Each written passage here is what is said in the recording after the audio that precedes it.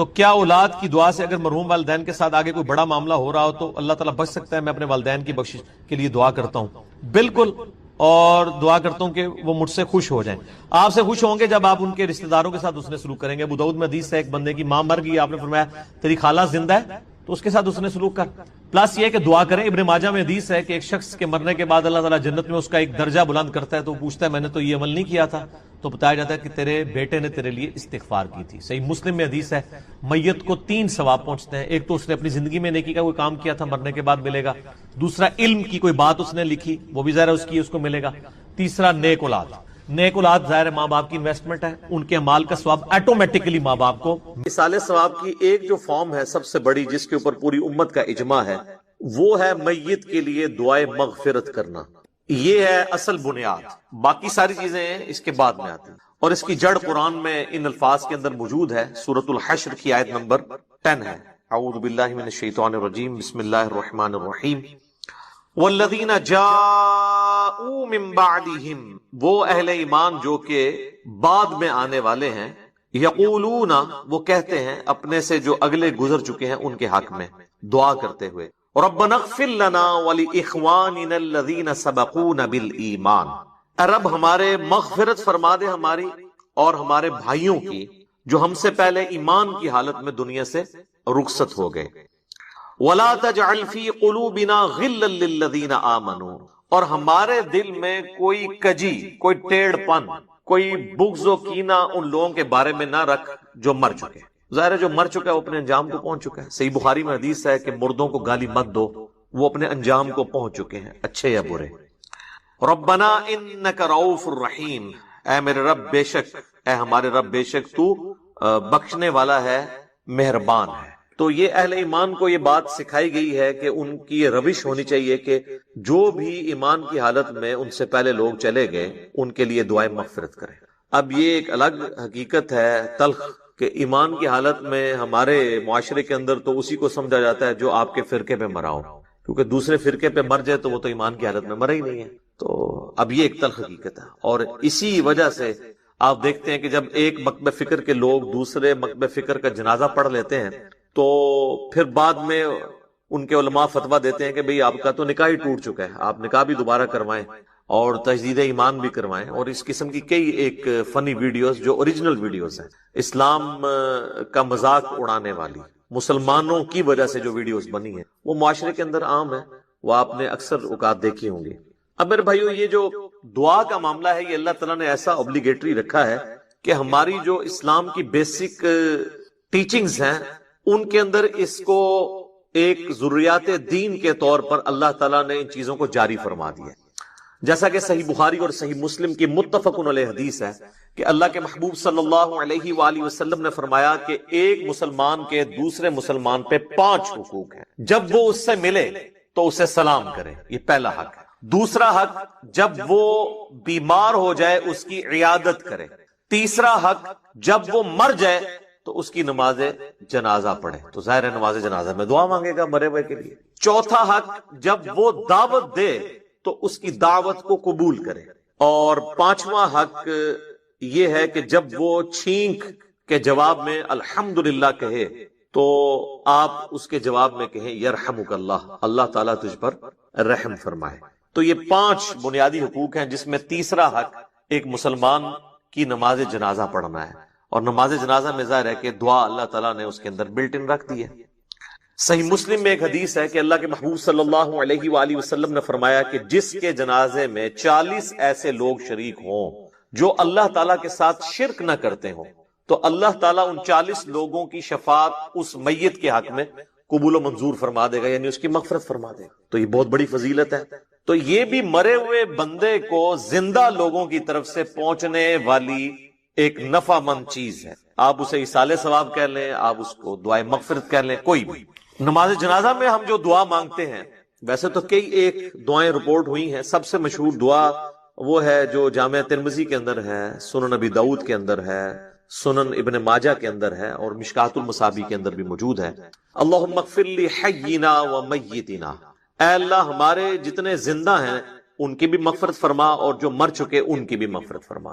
اللہم اغفر لحینا و میتنا و شاہدنا و غائبنا، اور جتنے یہاں پہ موجود ہیں ان کی بھی، اور جو یہاں پر موجود نہیں ان کی بھی، وصغیرنا و کبیرنا، اور جتنے ہمارے چھوٹے ہیں اور جتنے ہمارے بڑے ہیں، وذکرنا و انثانا، اور جتنے مرد ہیں اور جتنی عورتیں ہیں۔ اللہم من احییتہ منا فاحیہ علی الاسلام، اے اللہ جب تک تو ہمیں زندہ رکھے تو اسلام پر زندہ رکھنا۔ ومن توفیتہ منا فتوفہ علی الایمان، اور جب ہمیں موت آئے تو ایمان کی حالت میں موت آئے، آمین۔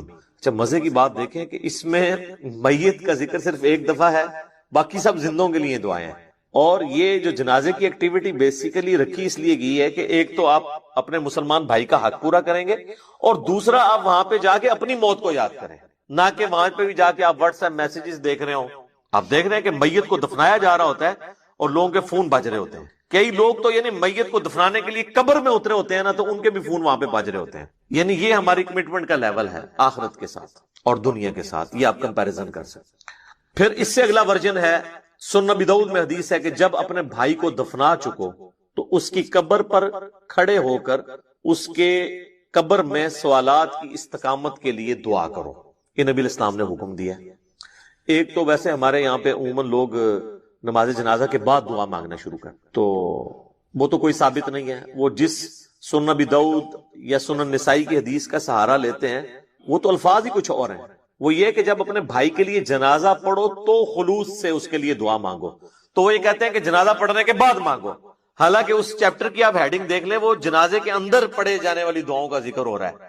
اور یہاں پہ کیا ہوتا ہے کہ ہمارے جو حنفی بھائی ہیں بریلوی اور دیوبندی، ان کا جنازہ تو 1 منٹ کا بھی مشکل سے ہوتا ہے، اور بعد میں دعا جو ہے وہ 5 سے 10 منٹ کی ہو رہی ہوتی ہے۔ دیوبندی نہیں مانگتے، اور ان سے پوچھے کیوں نہیں مانگتے، وہ کہتے ہیں ثابت نہیں ہے۔ اور جب ان سے یہ پوچھیں کہ یہ جو فرض نماز کے بعد آپ اجتماعی دعا کرتے ہیں، ویسے تو اکیلے جو مرضی آپ کریں، یہ کہاں سے ثابت ہے؟ وہ کہتے ہیں یہ علماء نے جاری کی ہے تاکہ امت سے دعا اٹھ نہ جائے۔ تو کیا صرف دیوبندی علماء کو یہ حق حاصل ہے کہ وہ دین میں چیزیں خود سے انجیکٹ کریں گے؟ بریلویوں کو کوئی حق حاصل نہیں ہے۔ حقیقتاً تو دونوں کو کوئی حق حاصل نہیں، یہ دونوں نے ہی دین کے اندر اپنی طرف سے چیزیں داخل کر دی۔ اصل دعا جو ہے وہ قبرستان میں دفنانے کے بعد آپ نے قبر کے اوپر کھڑے ہو کر کرنی ہے، دفنانے کے دوران بھی ہے، صحیح سند کے ساتھ۔ مشکات المصابیح کے اندر موجود ہے، کتب ستہ میں سے یہ ابو داؤد ہے، یہ ترمذی کے ریفرنس ہے، کہ آپ نے دفناتے ہوئے یعنی 3 مٹھیاں کم از کم مٹی کی بھر کے ڈالنی ہے قبر کے اوپر، بسم اللہ وعلی ملت رسول اللہ، اللہ کے نام سے شروع کرتا ہوں اور رسول اللہ کی ملت کے اوپر، تو یہ آپ نے پڑھ کے اس کے اوپر ڈالنی ہے۔ پھر دفنانے کے بعد جب آپ نے دعا مانگنی ہے تو ظاہر ہاتھ اٹھا کے مانگنی ہے۔ یہ بعض لوگوں کو ایک مسئلہ ہو جاتا ہے کہ شاید قبر پہ اگر ہاتھ اٹھا کے دعا مانگی تو یہ کوئی شرک ہو جائے گا۔ شرک تو تب ہوگا جب آپ مردے سے مانگ رہے ہوں گے، آپ اللہ سے مانگ رہے ہیں۔ صحیح مسلم میں اوپر تلے کئی احادیث ہیں کہ نبی الاسلام نے بقیع غرقد قبرستان میں جا کر 3 دفعہ دعا کی ہاتھ اٹھا کر، اور 3 دفعہ پھر ہاتھوں کو واپس لے۔ تو یہ تو سنت ہے، اس میں کوئی حرج نہیں ہے۔ قبرستان میں بھی آپ ہاتھ اٹھا کے دعا کر سکتے ہیں۔ پھر قبرستان میں دفنانے کے بعد میت کے لیے دعا کرنا، اور پھر قبر کے اوپر اتنی دیر بیٹھنا کہ جتنی دیر ایک اونٹ کو نحر کر کے اس کا گوشت تقسیم کیا جائے۔ تو یہ صحیح مسلم کے اندر حضرت عمر ابن عاص کی وصیت ہے، انہوں نے اپنے بیٹے کو وصیت کی تھی کہ جب میں مر جاؤں میری قبر پہ اتنی دیر بیٹھے رہنا کہ جتنی دیر ایک اونٹ کو نحر کر کے اس کا گوشت تقسیم کیا جاتا ہے، یعنی 2 سے 2.5 گھنٹے، تاکہ میں اپنی قبر کے ساتھ مانوس ہوں، اور تاکہ میں یہ جان لوں کہ میں نے اپنے رب کے آئے ہوئے فرشتوں کو کیا جواب دینا ہے۔ اب وہ اس لفظ کو بھی لوگ پکڑتے ہیں، وہ کہتے ہیں جان لوں کا مطلب یہ ہے کہ وہ باہر سے کوئی آواز لگائے گا۔ تو اگر آواز ہی لگانی ہوتی تو حضرت عمر ابن عاص اپنے بیٹوں کو کہہ دیتے کہ بھی تم نے جو ہے نا میری قبر پہ کھڑے ہو کے اذان دے دینی ہے تاکہ مجھے پتہ چل جائے۔ یہاں پہ لوگ دیتے ہیں نا اذان، پوچھے کہاں لکھی ہے، وہ کہتے ہیں منع کہاں ہے۔ تو اس اعتبار سے تو آپ دین میں جو مرضی داخل کر لیں۔ وہ تو میرے بھائی جنازے کی بھی اذان منع تو کہیں پہ نہیں ہے، ہم کیوں نہیں دیتے کہ نبی الاسلام نے نہیں دی۔ عیدین کی اذان نہیں ہوتی، منع تو کوئی نہیں ہے۔ وہ کہتے ہیں نہیں جی وہ بخاری مسلم میں حدیث ہے کہ نبی علیہ السلام عید کی اذان نہیں دیا کرتے تھے۔ سر یہ حدیث تو آپ کے کام کی نہیں ہے، آپ نے حدیث یہ دکھانی ہے کہ نبی علیہ السلام عید کی اذان سے منع فرمایا کرتے، نہیں دیا کرتے تھے۔ وہ آپ نہ بھی بتائیں، ہمیں پتا ہے کہ نہیں دیا کرتے تھے، نہیں تو بہت سارے کام بھی نہیں کیا کرتے تھے۔ نبی علیہ السلام کی 3 بیٹیاں آپ کی مبارک زندگی میں فوت ہوئی ہیں، آپ نے ان کو اپنے ہاتھوں سے دفنایا، آپ نے کسی کا تیجا 40واں نہیں کیا۔ جب ہم پوچھتے ہیں کہ وہ کہتے ہیں جی وہ منع تو کوئی نہیں نہ کیا، تو منع والا معاملہ یہ ہے میرے بھائی کہ جو کام دین کے اندر نہیں نبی علیہ السلام نے تعلیم فرمایا وہ انڈرسٹوڈ منع ہی تصور کیا. یہ ایک سینسٹیو ٹاپک ہے, میں اس کو اینڈ کے اوپر کنکلوڈ کروں گا, میں موضوع کو تلخ نہیں کرنا چاہتا اس طرف گفتگو لے جا کر. تو بہرحال آپ نے حضرت عمرو بن عاص کی جو صحیح مسلم کی حدیث ہے اس میں ان کی وصیت یہ ہے کہ آپ نے بیٹھنا ہے قبر پہ اتنی دیر, یعنی قبر کے ایگزیکٹ اوپر نہیں بیٹھنا, یعنی پاس بیٹھنا ہے, وہاں بیٹھ کے اللہ کا ذکر کریں, جو مرضی آپ کریں. تو اللہ تعالیٰ ذکر کی برکت سے مردے کے لیے, آپ کی دعاؤں کی برکت سے اس کے لیے آسانی پیدا کر دے گا. اور ظاہر ہے کہ یہ بھی اللہ کی مرضی ہے, زبردستی تو اللہ تعالیٰ کو کسی کی دعاؤں سے نہیں لگائی جا سکتی. وَلِعَاذُ بِاللَّهِ تَعَالَى. اللہم انی اعوذ بک من عذاب جہنم ومن عذاب القبر ومن فتنة المحیا والممات ومن شر فتنة المسیح الدجال. یہ دعا بخاری اور مسلم دونوں میں آئی ہے, اور نبی علیہ السلام حکم دیا کرتے تھے کہ نماز کے تشہد میں 4 چیزوں کے اگینسٹ اللہ تعالیٰ کی پناہ طلب کی جائے. اللہم انی اعوذ بک من عذاب جہنم ومن عذاب القبر ومن فتنة المحیا والممات من شر فتنة المسیح الدجال. اے اللہ میں جہنم کے عذاب سے تیری پناہ مانگتا ہوں, قبر کے عذاب سے تیری پناہ مانگتا ہوں, زندگی اور موت کے فتنے کے اگینسٹ تیری پناہ مانگتا ہوں, اور جھوٹے مسیح دجال مسیح کے فتنے سے تیری پناہ مانگتا ہوں. آمین. اچھا, دفنانے کے بعد اذان دینا بھی کوئی ثابت نہیں ہے, اور اس طریقے سے ہمارے دیوبند اور بریلوی حضرات جو ہے نا وہ میت کو دفنانے کے بعد نا سرہانے پہ کھڑے ہو کر نا سورۃ البقرہ کی شروع کی آیات تلاوت کرتے ہیں, اور پاؤں والی سائڈ پہ سورۃ البقرہ کی آخری آیات تلاوت کرتے ہیں. یہ روایت موجود ہے, لیکن یہ روایت جو ہے فیبریکیٹڈ روایت ہے. یہ روایت شعب الایمان امام بیہقی کی کتاب میں ہے, مشکات المصابیح کے اندر موجود ہے, لیکن اس کے اندر ایوب نام کا ایک متروک راوی ہے, یعنی جس سے حدیثیں لینا محدثین نے چھوڑ دی, ریجیکٹڈ پرسنالٹی. تو یہ یعنی مردود قسم کے راویوں سے روایت کی گئی روایت ہے, اس کی کوئی اصل نہیں ہے. اصل چیز وہی ہے جو میں نے بیان کر دی ابو داؤد سے, کہ آپ نے میت کے لیے دعا کرنی کہ اللہ تعالیٰ اسے قبر کے سوالات میں استقامت عطا فرما. اور قبر کے سوال جو ہیں وہ بخاری, مسلم, ابو داؤد, مسند احمد میں رپورٹ ہوئے ہیں. کچھ حصہ بخاری مسلم میں ہوا ہے, کچھ ابو داؤد میں, ترمذی میں, مسند احمد میں. پہلا سوال ہوگا مر ربو کا, تیرا رب کون ہے. دوسرا سوال ہوگا ما دینو کا, تیرا دین کیا ہے. تیسرا سوال ہوگا, ترمذی میں تو الفاظ ہیں من نبیو کا, تیرا نبی کون ہے.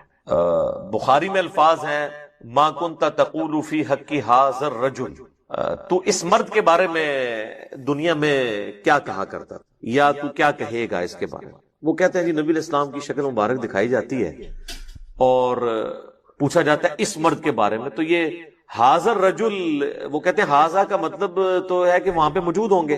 سر اگر حاضا کا مطلب وہاں پر موجود ہوں گے تو اس کے جواب میں یہ تو نہیں ہونا چاہیے ہوا محمد رسول اللہ, ہوا تو پھر جو ہے وہ تھرڈ پرسن کا صیغہ ہے, ہونا چاہیے حاضا محمد رسول اللہ.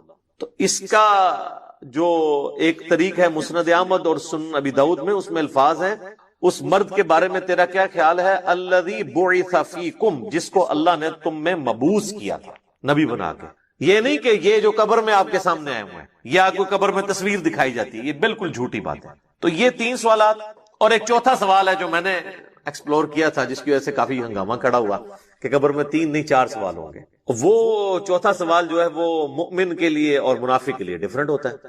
وہ بخاری میں بھی ہے, سنن ابی داؤد کے اندر بھی. مؤمن جو ہے وہ تینوں سوالوں کے جواب دیتا ہے, تو فرشتے چوتھا سوال کرتے ہیں کہ تجھے کیسے پتا چلا, تو وہ کہتا ہے کہ میں نے اللہ کی کتاب پڑھی اور نبی علیہ السلام کے نبی ہونے کی تصدیق کی. تو اللہ کی کتاب اگر پڑھی نہیں ہوگی تو تصدیق کیسے کریں گے, یہ کتاب پڑھیں گے تو آپ تصدیق کریں گے. تو اور منافق کہتا ہے ہائی ہاتا لا ادری, ہائے افسوس مجھے کچھ پتا نہیں, مجھے کچھ پتا نہیں. تو فرشتے اس کو کہتے ہیں کہ تو نے خود پڑھ کر سیکھنے کی سمجھنے کی کوشش کیوں نہیں کی, یا کسی ایسے شخص سے پڑھنے کی کوشش کیوں نہیں کی جسے ان چیزوں کا پتا تھا. دونوں معنی درست ہیں. تو جب تک آپ خود اللہ کو سیریس نہیں لیں گے آپ سچائی تک پہنچ نہیں. تو اس لیے میں نے کہا تھا قبر میں 3 نہیں 4 سوال ہیں, اور چوتھا سوال جو ہے وہ تمام سوالات کی جان ہے. اگر زندگی میں پتا چل جائے تو پہلے 3 سوالوں کا جواب کے لیے تیار ہونا آپ کے لیے آسان ہو جائے گا, ادروائز تو مشکل ہو جائے گا. بہرحال ایک ضمناً یہ بات تھی. تو قبر پہ بھی آپ نے دعاؤں میں مردوں کو یاد رکھنا ہے. اس کے بعد عام حالت میں بھی آپ جب قبرستان جائیں گے تو آپ کو دعا سکھائی گئی ہے. صحیح مسلم میں الفاظ ہیں السلام علیکم اہل الدیار من المؤمنین والمسلمین وَإِنَّا إِن شَاءَ اللَّهُ بِكُمْ لَلَاحِقُونَ نَسْأَلُ اللَّهَ لَنَا وَلَكُمُ الْعَافِيَةَ۔ تم پر سلامتی ہو اے مؤمنین اور مسلمین جو اس قبرستان کے اندر دفن ہو، خواہ مرد ہو یا عورت ہو۔ السلام علیکم اہل الدیار من المؤمنین والمسلمین وَإِنَّا إِن شَاءَ اللَّهُ بِكُمْ لَلَاحِقُونَ، اور اللہ نے چاہا تو ہم بھی عنقریب تمہارے ساتھ آ کے ملنے والے ہیں، ظاہر ہم نے بھی مرنا ہے۔ اور پھر سات الفاظ ہیں کہ ہم تم سے تمہارے لیے اور اپنے لیے اللہ کے حضور عافیت کا سوال، نسأل اللہ لنا ولکم العافیہ، ہم اللہ سے سوال کرتے ہیں تمہارے لیے اور اپنے لیے عافیت کا۔ یہ دعا ہے۔ تھوڑے بہت الفاظ کے فرق کے ساتھ صحیح مسلم میں اور دعائیں بھی ہیں، بلکہ یہ سب سے آسان دعا، یاد رکھنی بھی آسان ہے۔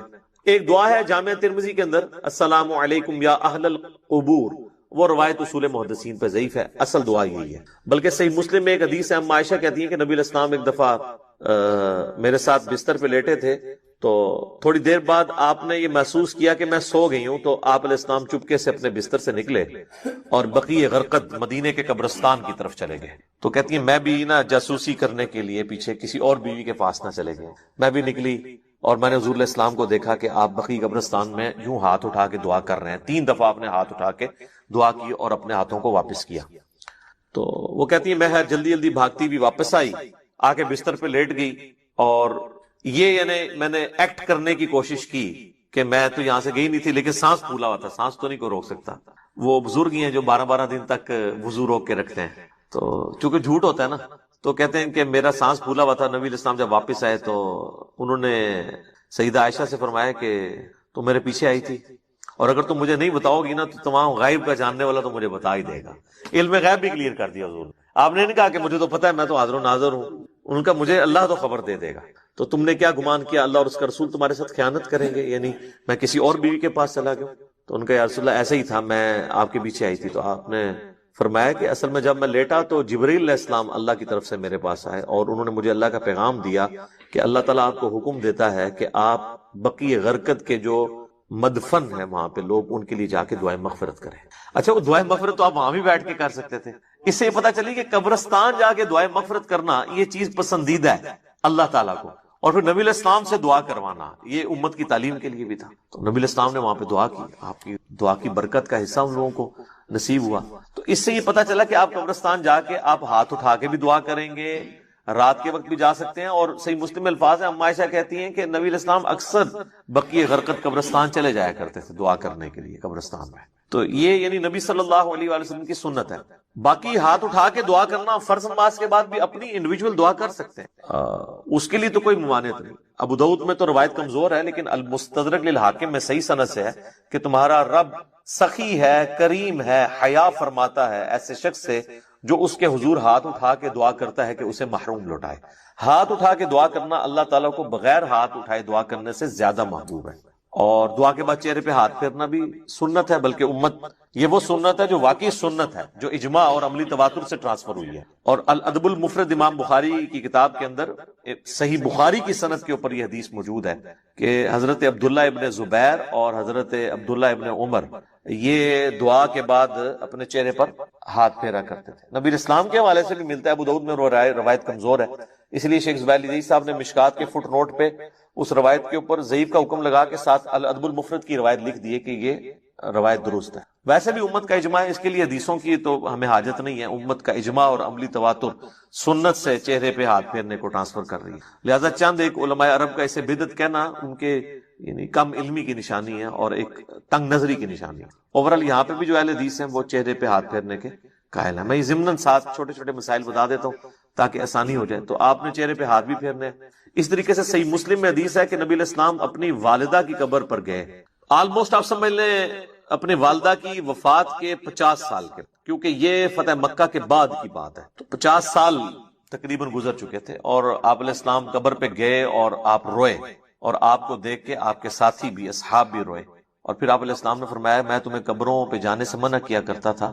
ظاہر نئی نئی قوم بت پرستی سے پھری تھی تو اس لیے نبی علیہ السلام احتیاط کرتے تھے، اب میں تمہیں حکم دیتا ہوں کہ قبروں پہ جایا کرو، کیونکہ یہ موت کو یاد دلاتی۔ لیکن یہ قبروں پہ جانا ہے، مزارات کے اوپر نہیں۔ مزارات پہ تو سیلفیاں ہوتی ہیں اور بہت کچھ ہوتا ہے جس کا دین سے کوئی تعلق نہیں۔ جہاں پہ اللہ اور اس کے محبوب صلی اللہ علیہ وآلہ وسلم کی نافرمانی کے کام ہوتے ہو نا، وہاں پہ آپ نے جانا بھی نہیں ہے۔ سنن ابی داؤد میں حدیث ہے کہ ایک صحابی نے کہا کہ میں نے منت مانی ہے کہ میں اونٹ قربان کروں گا مقام بوانہ پہ جا کے، بعض روایتوں میں ہے کہ 100 اونٹ۔ تو نبی علیہ السلام نے فرمایا کہ دیکھنا وہاں پر زمانے جاہلیت میں کسی بت کی پرستش تو نہیں ہوتی تھی، اس زمانے میں، اب نہیں، اگر اس زمانے میں بھی ہوتی تھی نا تو نہیں جانا، یا وہاں پر کوئی زمانے جاہلیت میں میلہ تو نہیں لگا کرتا تھا۔ انہوں نے دونوں چیزیں جب رسول اللہ کو کنفرم کی تو آپ صلی اللہ علیہ وآلہ وسلم نے پھر ان کو اجازت دی، ٹھیک ہے کہ تم کرو۔ پھر آپ علیہ السلام نے فرمایا کہ ایسی منت نہ پوری کرو جو تمہیں یعنی عاجز کرتے، اس طرح کی منت نہ مانو،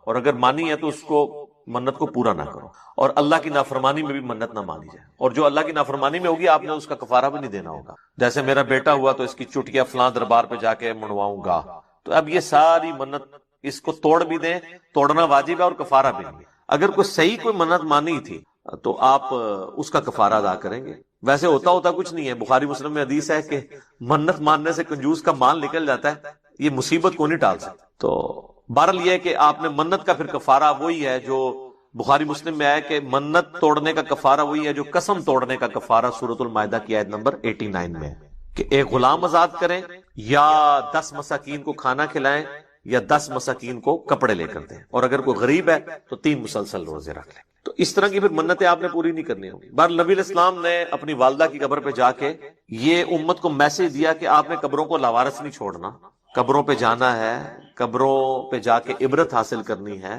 اور قبروں پہ جا کے ان قبر والوں سے نہیں مانگنا بلکہ ان کے لیے دعا کرنی ہے کہ اللہ تعالیٰ ان کی مغفرت کا کوئی سامان کرے، کیونکہ وہ ہماری دعاؤں کے محتاج ہیں جو قبرستان میں دفن ہے، کیونکہ وہ تو اب اپنے اعمال آگے نہیں بڑھا سکتے۔ تو جو ہم پیچھے بچ گئے ہیں ہماری ذمہ داری ہے ہم ان کے لیے جا کے دعائے مغفرت والا معاملہ کریں۔ اچھا، اسی طریقے سے صحیح بخاری اور صحیح مسلم دونوں میں حدیث ہے کہ نبی علیہ السلام کو ایک صحابی کی وفات کی خبر ملی تو نبی علیہ السلام نے دونوں ہاتھ یوں بلند کر کے، حتیٰ کہ صحابہ کہتے ہیں ہم نے آپ کے بغلوں کی سفیدی بھی دیکھی، کیونکہ آپ کا اکثر لباس تہمد اور اوپر چادر ہوتی تھی، اگر آپ نے کرتا نہ پہنا ہو اور صرف چادر اوپر لی ہوئی ہو اور یوں ہاتھ اٹھائیں تو بغلوں کی سفیدی ظاہر ہو جاتی ہے۔ تو آپ نے کہا اے اللہ ابو عامر کو بخش دے اور اسے کثیر مخلوق پر فضیلت عطا فرما۔ تو اس سے ثابت ہوا کہ مرے ہوئے شخص کے لیے ہاتھ اٹھا کے آپ دعا کر سکتے ہیں ان الفاظ کے ساتھ۔ اور ایک اور حدیث ہے صحیح مسلم کے اندر، ام سلمہ کہتی ہیں کہ جب میرے خامن فوت ہوئے ابو سلمہ تو نبی علیہ السلام ہمارے گھر تشریف لائے تو آپ صلی اللہ علیہ وآلہ وسلم نے ہمیں صبر کی تلقین کی، اور آپ علیہ السلام نے پھر ابو سلمہ کے لیے دعا کی کہ اے اللہ اسے بخش دے اور اسے اپنے ہدایت یافتہ لوگوں میں بلند درجہ عطا فرما، اور اے اللہ اس کے جو پیچھے لوگ بچ گئے ان پہ تو خلیفہ ہو جا، یعنی اس کی کمپنسیشن تو فرما دے، اور اے اللہ اس کی قبر کو نور سے تو بھر دے۔ یہ آپ صلی اللہ علیہ وآلہ وسلم نے ان کے لیے دعا کی، اور اس میں یہ بھی الفاظ ہیں کہ قبر کو گشادہ کر دے اور نور سے بھر دے۔ یہ تعزیت کی دعائیں ہیں جو آپ کر سکتے۔ باقی قبرستان جا کے آپ جنازہ اگر آپ کا رہ گیا تو آپ قبرستان جا کے قبر پہ کھڑے ہو کے بھی جنازہ پڑھ سکتے ہیں۔ بخاری مسلم دونوں میں حدیث ہے کہ ایک بوڑھی عورت جو مسجد نبوی کی صفائی کیا کرتی تھی جب وہ فوت ہو گئی تو صحابہ نے رسول اللہ کو نہیں بتایا اور راتوں رات جنازہ پڑھ کے دفنا دیا۔ کچھ دن کے بعد نبی علیہ السلام نے پوچھا کہ وہ عورت نظر نہیں آ رہی، تو بتایا گیا کہ وہ تو فوت ہو گئی ہے۔ تو حضور نے فرمایا کہ مجھے اس کی قبر پہ لے جاؤ۔ تو اب حضور علیہ السلام کو کسی صحابی نے یہ نہیں کہا کہ یا رسول اللہ آپ تو ہر مومن کی قبر میں جاتے ہیں، تو 3 دن پہلے تو آپ تشریف لے گئے ہوں گے، آپ کو تو پتہ ہی ہوگا کہ یہ مر چکی ہے۔ اس زمانے میں یہ عقیدے نہیں ہوا کرتے تھے، نہ کسی کے دماغ میں ہوتا تھا۔ تو رسول اللہ صلی اللہ علیہ وسلم کو وہ قبر پہ لے گئے تو آپ علیہ السلام نے جا کے وہاں پہ قبرستان میں اس کی قبر پہ کھڑے ہو کر جنازہ پڑھا۔ یہ غائبانہ نماز جنازہ نہیں ہوتا کیونکہ اس میں تو قبر سامنے ہوتی ہے، اور اس کا طریقہ یہ ہوتا ہے کہ آپ نے قبر کی ایسی سائڈ پہ کھڑے ہونا ہے کہ آپ کا قبلہ کی طرف رخ ہو اور قبر آپ کے سامنے ہو۔ اور پھر آپ علیہ السلام نے واپسی پر فرمایا، مسلم شریف میں ڈیٹیل ہے، اس میں الفاظ ہیں کہ یہ قبریں اندھیروں میں ڈوبی ہوئی تھی، اللہ نے میرے جنازہ پڑھنے کی برکت سے انہیں نور سے بھر دیا۔ اب یہ سبحان اللہ تو آپ نے بول دیا ہے، لیکن اس کا جو ایک تلخ پہلو ہے کہ نبی کی دعا کی برکت سے کسی کافر کی قبر جو ہے نا وہ نور سے نہیں بھر سکتی، کیونکہ کافر کے بارے میں تو نص قطعی ہے قرآن کی۔ وہ تو سورہ توبہ میں آپ 70 دفعہ بھی دعا کریں ہم نہیں قبول کریں گے، منافقین کے لیے، کافروں کے لیے۔ تو یہ مسلمانوں کی قبریں تھیں نمبر 1، اور مسلمان ظاہر بریلوی دیوبندی اہل حدیث نہیں، اس زمانے کے مسلمان۔ میں صحابہ نہیں کہتا ورنہ آپ کہیں گے گستاخی ہو گئی ہے، آپ خود ہی پوچھ لیجیے گا کون لوگ ہوں گے جو حضور کی زندگی میں فوت ہو چکے ہیں ایمان کی حالت میں۔ اچھا، تو نبی علیہ السلام نے فرمایا کہ نور سے اللہ تعالیٰ نے ان کی قبروں کو بھر دیا۔ اچھا، پہلے اندھیروں میں تھی اور اس سے یہ بھی پتا چلا کہ رسول اللہ کی برکت کیا ہے کہ آپ کے جنازہ پڑھنے کی برکت سے اللہ تعالیٰ نے آپ کی دعا کی برکت سے ان کو یہ نفع عطا فرمایا. 100 دفعہ لا الہ الا اللہ پڑھیں تو 100 دفعہ سبحان اللہ، 100 دفعہ الحمدللہ، 100 دفعہ اللہ اکبر، 100 دفعہ لا الہ الا اللہ. اچھا، اس کی ترتیب میں بھی کوئی مسئلہ نہیں. صحیح مسلم میں ایک حدیث جو میں پہلے بیان کر چکا، وضو ہی ٹوٹتا ہے. تو بھائیو، اب یہ سارے مسائل میں اپنی طبیعت پہ بڑا جبر کر کے بیان کر رہا ہوں. اس کی وجہ یہ ہے کہ یہ چیزیں بیان کرنی بڑی ضروری ہیں. اب مستقبل کا دور ویڈیو کا دور ہے، کتابیں لوگ پڑھتے نہیں اور بات سمجھ نہیں آتی. پچھلی دفعہ میری وائف جب وہ میرا لیکچر سن رہی تھی، مجھے کہتی آپ اتنی بے حیائی کی باتیں کر رہے ہیں. تو میں نے اس کو کہا کہ شرم میں کوئی شرم نہیں ہے، مسئلہ ہے کہ یہ چیزیں تو بیان کرنی ہے، اس کے بغیر چارہ نہیں ہے. اور اب جس طریقے سے میڈیا نے بے حیائی مچا دی ہے، میرا خیال ہے وہ تو اس سے کروڑوں گنا زیادہ ہے سو کالڈ. اور یہ تو بنیادی ضرورت ہے کہ اب یہ چیزیں اوپنلی لوگوں کو ڈسکس کی جائیں، خصوصاً جوان طبقے کے اندر. یہاں پہ جتنے لوگ موجود ہیں ان کو پتا ہو، گھر والوں کو بتائیں. تو یہ بڑی ضروری چیز ہے اس حوالے سے. تو صرف منی کے نکلنے سے غسل فرض ہوتا ہے، مزی اور ودی سے غسل فرض نہیں ہوتا، صرف وضو ٹوٹتا ہے. اچھا، منی کے بارے میں یہ بات بھی کلیئر کر لیں کہ پوری امت کا اجماع ہے سوائے امام شافعی رحمۃ اللہ علیہ اور ان کے پیروکاروں کے، کہ منی جو ہے یہ ناپاک ہے. اور یہ جو اہل بدعت اہل سنت کے اوپر اعتراض کرتے ہیں اصحاب الحدیث کے اوپر کہ یہ منی کو پاک کہتے ہیں، یہ بالکل جھوٹ ہے. چند ایک لوگوں کے کہنے سے پاک نہیں ہو جائے گی. اس وقت جو ٹاپ آف دا لسٹ کتابیں ہیں اصحاب الحدیث اہل سنت کی، اس میں نمبر 1 کتاب صادق سیالکوٹی رحمۃ اللہ علیہ کی کتاب ہے صلاۃ الرسول. اس میں آپ دیکھ لیں آج سے 50 سال پہلے انہوں نے کتاب لکھی ہے اور اس میں نجاستوں کے بیان میں منی کو لکھا ہے کہ یہ نجاست ہے اور اس کو پاک کرنے کا طریقہ لکھا ہے. اور اس وقت جو پوری دنیا میں سب سے زیادہ اہل سنت کی کتاب چل رہی ہے، جو ہماری اہل سنت پاک.com پہ بھی اپلوڈ ہے، اسلامک بکس والے حصے میں بھی اور سنت طریقہ والے میں بھی، وہ دارالسلام کی نماز نبوی ہے، ڈاکٹر شفیق الرحمان صاحب کی حفظہ اللہ. بہت پیاری کتاب ہے. ہر حوالے سے انہوں نے طہارت کے، وضو کے، غسل کے، نماز کے مسائل کو ڈیٹیل کے ساتھ ایڈریس کیا، اسی لیے ہم نے اس کو اپلوڈ بھی کر دیا ہے اہل سنت پاک.com پہ. سنت طریقہ کے آئیکن کے اندر پہلے نمبر پر طہارت، وضو، غسل، تیمم وغیرہ کے احکام، اس میں وہی کتاب جو ہے ہم نے لنک کی ہوئی ہے، تقریباً 450-500 صفحات پر مشتمل. اس کتاب میں بھی نجاستوں کے بیان میں منی کا ذکر ہے. اور ہمارے لیے تو سب سے بڑی دلیل صحیح بخاری اور مسلم کی وہ متفق علیہ حدیث ہے. اما عائشہ رضی اللہ تعالیٰ عنہ کہتی ہیں کہ نبی صلی اللہ علیہ وسلم کے جب مبارک کپڑوں پر منی لگ جاتی تھی تو میں دھو دیا کرتی تھی، اور آپ صلی اللہ علیہ وسلم اس دھونے کے بعد گیلے کپڑے کو ہی اپنے جسم پر پہن کر جایا کرتے تھے، اور وہ گیلا کپڑا اس طریقے سے میں دیکھ رہی ہوتی تھی. یعنی اس سے یہ بات پتہ چلی کہ خشک کرنا ضروری نہیں، اگر دھو کے ریموو کر لی تو اب گیلا کپڑا جو ہے وہ پاک ہی ہے. اور یہ بات عقلاً بھی سمجھ میں آتی ہے. اور دوسری حدیث صحیح مسلم میں ہے کہ اگر منی خشک ہو جاتی تو سیدہ عائشہ کہتی ہیں کہ نبی صلی اللہ علیہ وسلم ہمیں حکم فرمایا کرتے تھے کہ ہم منی کو کھرچ دیا کریں کپڑوں سے. یہ کھرچنا ہوتا ہی اس لیے تھا کہ منی ناپاک ہے، ادروائز وہ کپڑوں کے اس حصے پر لگی ہوتی تھی جو کرتے کے پیچھے چھپا ہوتا ہے. تہمت پہ اگر منی لگی ہے تو باقی تو کسی کو نظر نہیں آنی، تو کھرچنا کیوں ضروری ہے؟ وہ تو اسی طرح ہی ہے جیسے بلغم آپ کے کپڑوں پر لگ جائے. اگر معاذ اللہ یہ پاک ہوتی تو کھرچی تھی کیوں تھی سیدہ عائشہ؟ اس لیے کہ اس کو پاک کرنا مقصود تھا. ایستھیٹک کی ضرورت نہیں تھی، ایستھیٹک کی تو ضرورت نہیں، وہ تو ویسے ہی کرتے کے نیچے چھپی ہوئی ہے. تو یہ بعض لوگ جو ہے وہ غیر مقلدین، بعض جو ہے نا وہ دلائل دے رہے ہوتے ہیں. میں غیر مقلدین کا رد کر رہا ہوں. تو ہم نہ مقلد ہیں نہ غیر مقلد ہیں، ہم الحمدللہ اہل سنت ہیں، اصحاب الحدیث ہیں، کتاب و سنت کو سلف کے منہج پر ماننے والے ہیں الحمدللہ. اب آ جائیے صحیح احادیث کی روشنی میں غسل کی جو فرضیت ہے وہ کن چیزوں سے ہوتی ہے. پہلی حدیث صحیح بخاری اور مسلم کی متفق علیہ حدیث ہے کہ امام کائنات سید الاولین والآخرین شفیع المذنبین رحمت للعالمین سیدنا و مولانا امام اعظم محمد رسول اللہ صلی اللہ علیہ وسلم نے ارشاد فرمایا کہ جب بھی میاں بیوی آپس میں صحبت کریں تو ڈسچارج ہو یا نہ ہو، انزال ہو یا نہ ہو، دونوں پر غسل فرض ہو جائے گا. دوسری حدیث صحیح بخاری اور مسلم کی متفق علیہ حدیث ہے کہ ایک عورت نے نبی صلی اللہ علیہ وسلم سے، ایک صحابیہ نے مسئلہ پوچھا کہ جیسے مردوں کو احتلام ہو جاتا ہے، نائٹ فال ہو جاتا ہے، کیا عورتوں کو بھی ہو جاتا ہے؟ تو آپ صلی اللہ علیہ وسلم نے فرمایا ہاں. تو پھر انہوں نے پوچھا کہ اگر کوئی عورت بھی ایسا خواب دیکھے اور ایسا معاملہ ہو تو کیا کرے؟ تو آپ صلی اللہ علیہ وسلم نے فرمایا کہ اگر اپنے کپڑوں پر نشان دیکھے تو غسل کر لے، اور اگر کپڑوں پر نشان نہ دیکھے تو غسل کرنے کی ضرورت نہیں ہے. ظاہر ہے کہ پھر تو منی ڈسچارج نہیں ہوئی. تیسری حدیث بھی صحیح بخاری اور مسلم کی متفق علیہ حدیث ہے کہ سیدنا علی رضی اللہ تعالیٰ عنہ کہتے ہیں کہ مجھے کثرت سے مزی آیا کرتی تھی, اور اس کی ڈیفینیشن میں پہلے بتا چکا, مزی آیا کرتی تھی, اور نبی صلی اللہ علیہ وسلم میرے سسر, اور میں شرماتا تھا آپ سے پوچھتے ہوئے, تو میں نے سیدنا مقداد رضی اللہ تعالیٰ عنہ سے کہا کہ آپ میرے بہاف پہ نبی صلی اللہ علیہ وسلم سے یہ مسئلہ پوچھیں.